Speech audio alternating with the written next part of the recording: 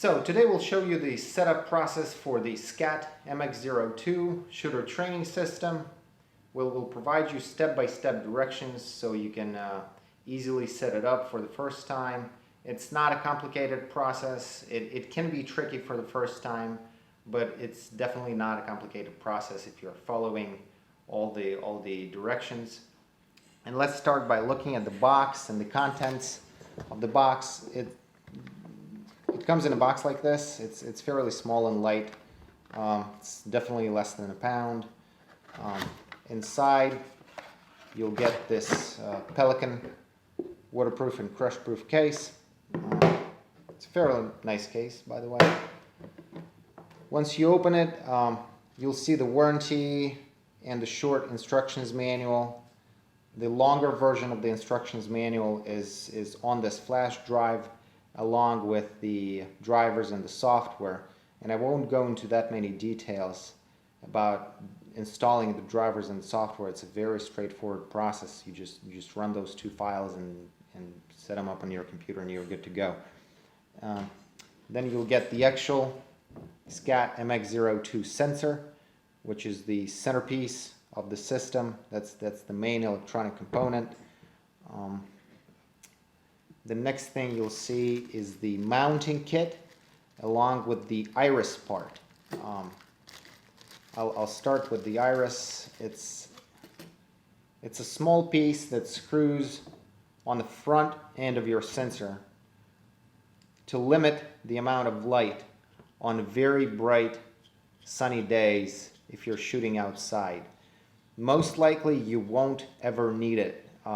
So we recommend just take it off and keep it somewhere, store it for just in case.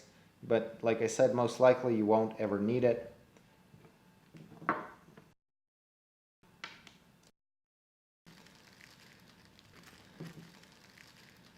This is the universal mounting kit, which the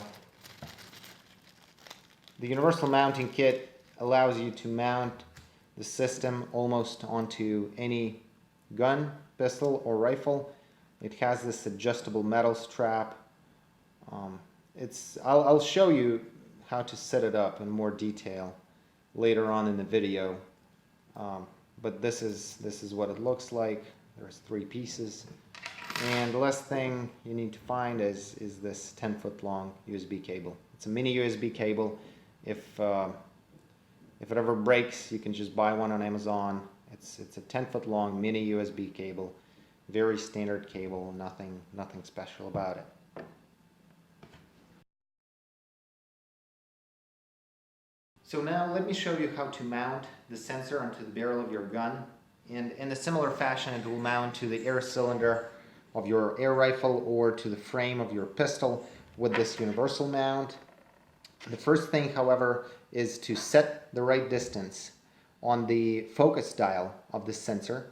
You need to measure the actual distance between your shooting position and the paper target and set it on this dial. It's in meters. So we have about 5 meters, and that's what we're going to be using. So I set it to 5, I set the needle to 5, and then I tighten this screw on top of the dovetail mount. I just tighten it a little bit.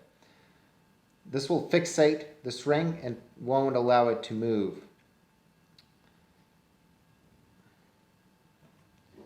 Now we can go on and start mounting it. The first thing you will need is this V-shaped block. You'll see 2 brass screws. It's important to have these brass screws inside. They should be flush with the surface. We might need them later, sticking out a bit, but for now they should be flush. So make sure they're out, not all the way, but to the point that they're flush with this inside surface. So you just push it against the barrel and then choose the appropriate size hole in the strap. You get it through this hook like this, just like this, there, and get the band around the barrel, get the screw inside that hook, and tighten it up.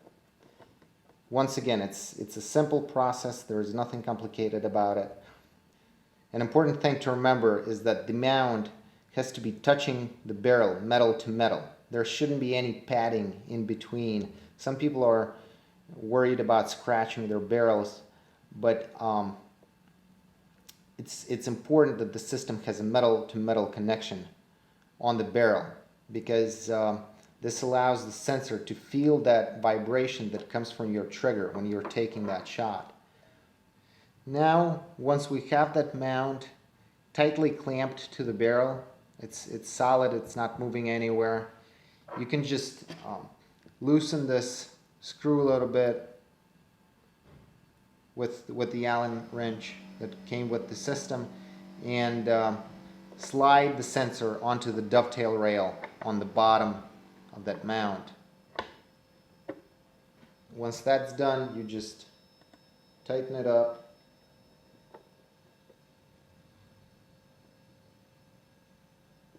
And you're good to go.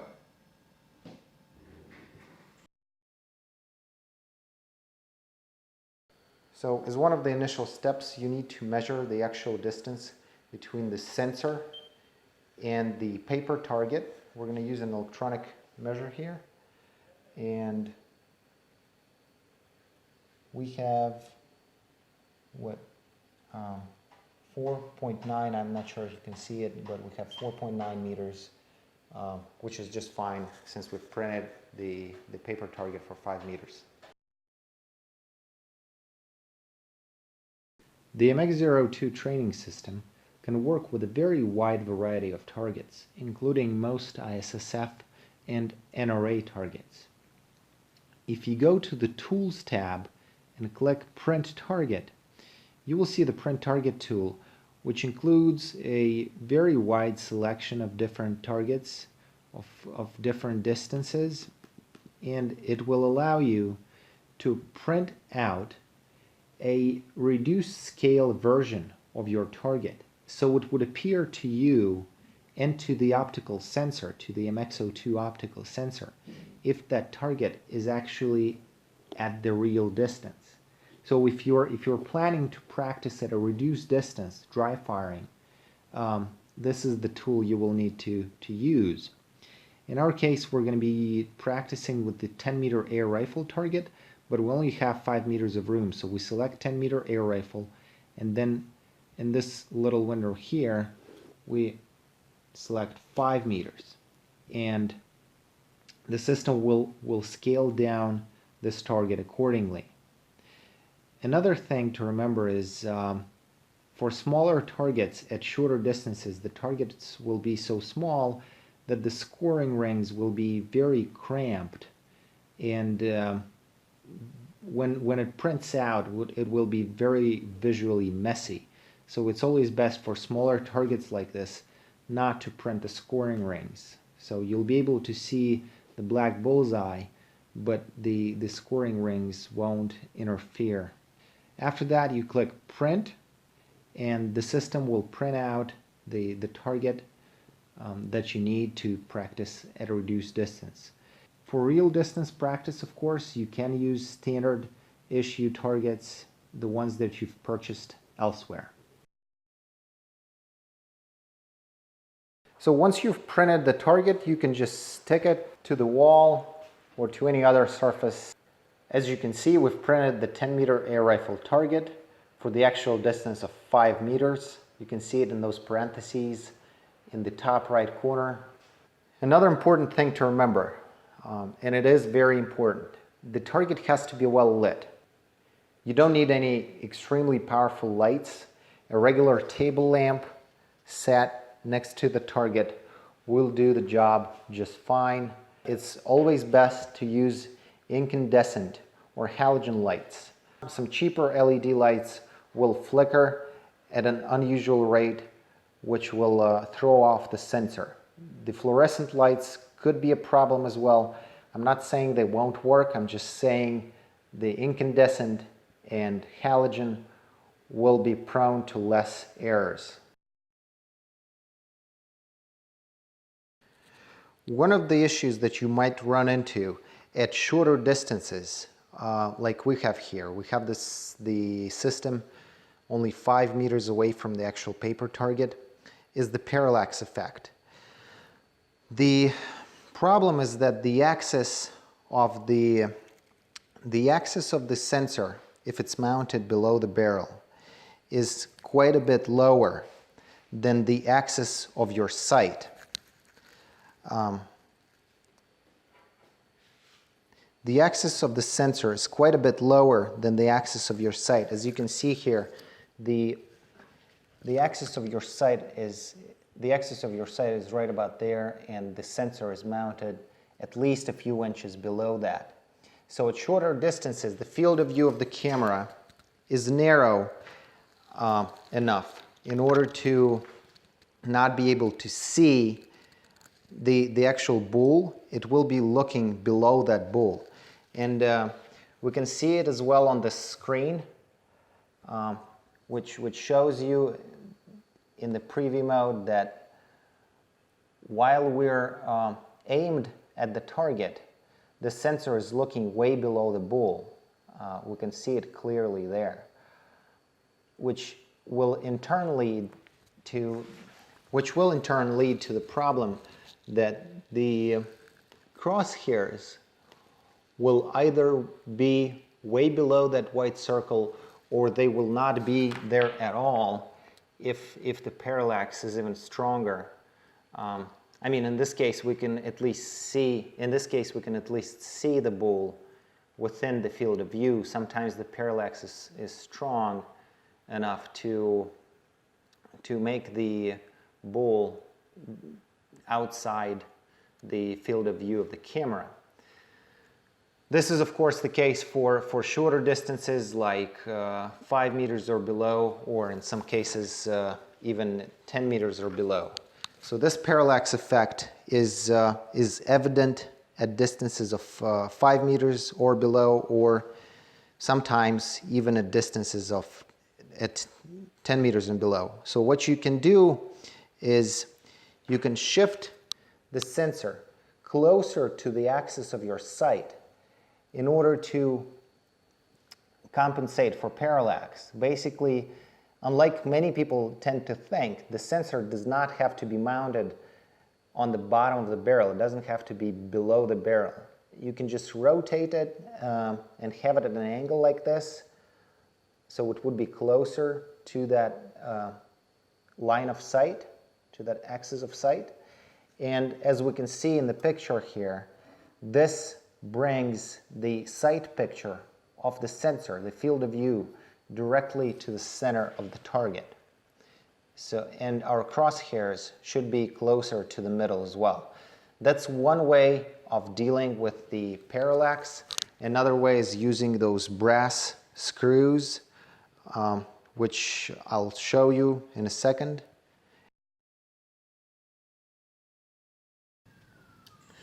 These brass screws are intended to help you shift the camera axis towards that target a little bit. So you can shift that sensor upwards a bit, this way, which will allow you to use the system at short distances. Well, in order to use these screws to compensate for parallax, the first thing you'll need to do is go into the software and turn the preview mode in the calibration window to actually get the live feed, the live image, and see how much off target you are, if you are at all.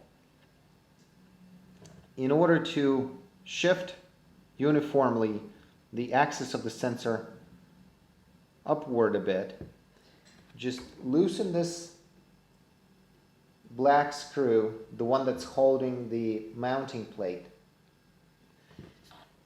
and do a uniform rotation on this screw. So let's start with a half rotation first. So we do a half rotation here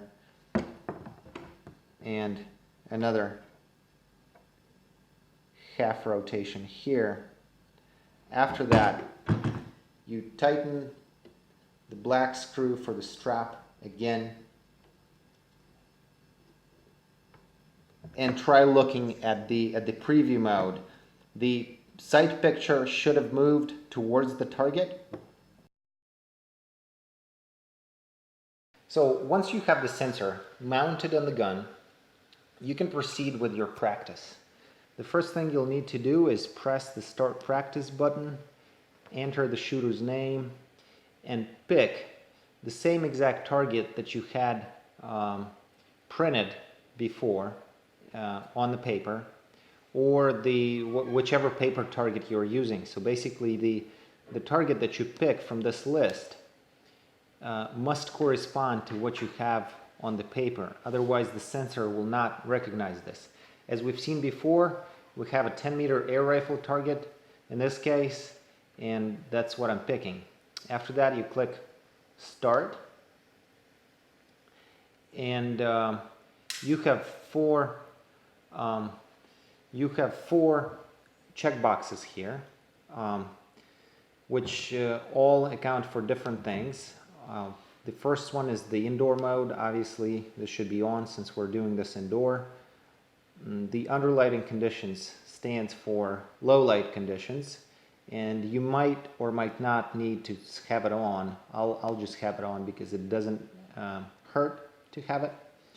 The filter foreign shots mode is for cases when you're shooting at a range and there is someone next to you live firing.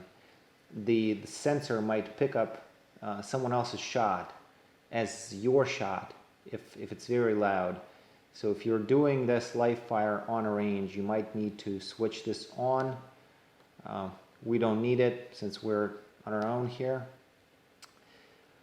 The preview mode I'll get to in a few seconds. This sliding adjustment is to set the sensitivity of the sensor to the click that the gun produces. And it's a little bit counterintuitive because the smaller this value is, the more sensitive it will be, and the more noises and vibrations it will pick up.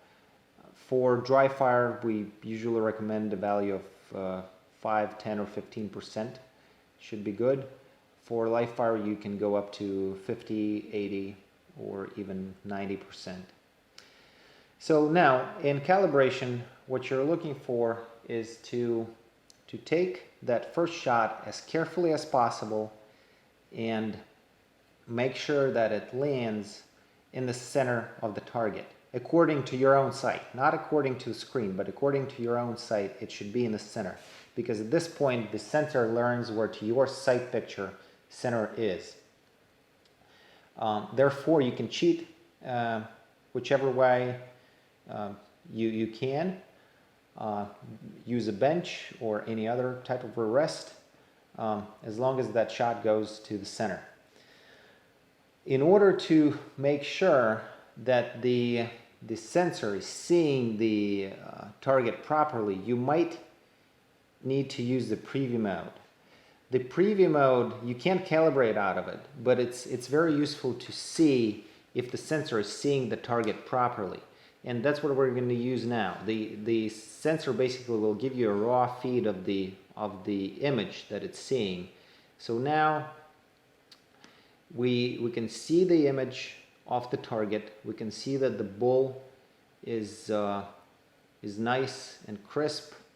The area around it is white, and that's important because this is actually the way to make sure that your lighting is fine. This slider here on the bottom, it adjusts the brightness of the preview mode. And when it's in the middle, your paper should be bright white around the bull. The paper around the bull should be crisp white. This gives you the understanding that you have enough lighting. And we have plenty of light, so I'm going to go ahead and turn off the underlighting conditions, the low light conditions. And after you're sure that your sensor is seeing the target is within the field of the view, and it's bright and crisp, you can go ahead and turn the preview mode off and start looking for crosshairs. So once you have the preview mode off, you need to look for crosshairs in this white circle. They don't have to be necessarily in the middle of the circle, they just have to be anywhere. Just make sure that you are going to shoot at the center of the target according to your own sight. Okay, so once that first shot was taken, the calibration window will close. So after you've taken the calibration shot, the calibration window will close and you will see the image of your target. This yellow corner indicates that you are in sighting mode. The program allows you to take a few sighting shots to make sure that the calibration went fine and that you're centered well on the target. If not, it will allow you to make adjustments. So you take a shot and you compare it to where you call the shot should be. So in this case, as we can see, the shot landed at 9 o'clock almost. And what you need to do is you take that shot and you drag it. You take the shot and you drag it closer to where it should be. So if you call this a 10, you take it and you drag it closer to that 10. Not all the way there because the system might overcompensate, but halfway or close to it. And then you go ahead and you take another shot. The system will now count this adjustment for this following shot.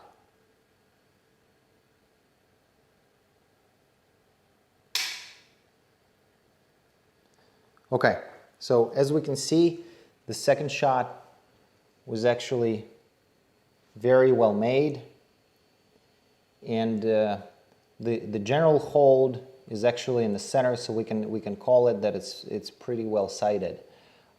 This process might take 2 or 3 shots sometimes, but usually anywhere from 1 to 3 or 4 shots is plenty to get the system sighted in. After you're done sighting the system and you are sure that the results on the screen correspond to what you call your shots, you can click match mode and the system will go into the match mode. The yellow triangle will disappear and the statistics for your shots, the shot list, will start counting over. So as you can see here, the match will start counting all over and your sighting shots will be listed as a separate group.